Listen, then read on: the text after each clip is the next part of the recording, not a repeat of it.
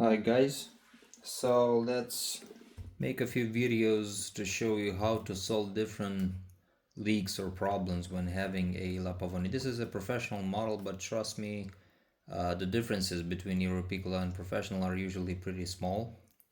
I'm not going into details about differences between generations and stuff like that. All you need to know, for example, if we will speak now about one of the most often problems that Pavoni have, and it's a leak right here coming from between the boiler and the group head. Basically all Pavonis that have the side bolts that hold the group head have the same solution, and that is right here. We have an o-ring. So second generation, third and fourth, we have the o-ring. First generation, the group head is bolt on. It screws on to the, so second, third, fourth, same solution. You need to unscrew the bolts that hold the group head. I already did because they were pretty strong tightened.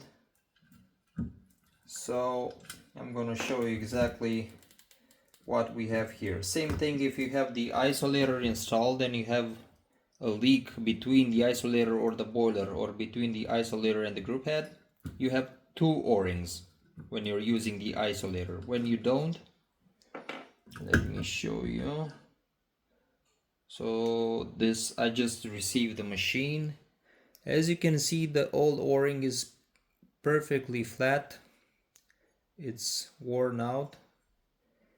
Be careful with second generation water pipes. If you ever want to remove the water pipe, be careful. Some broke inside into the group head. So what I'm doing is, okay. So what I'm doing is I'm using something sharp. I'm trying to raise the o-ring. It's concrete, that's the problem. As you can see,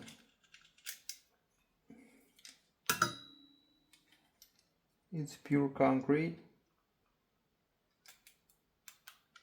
There you go. Starts to break. There you go.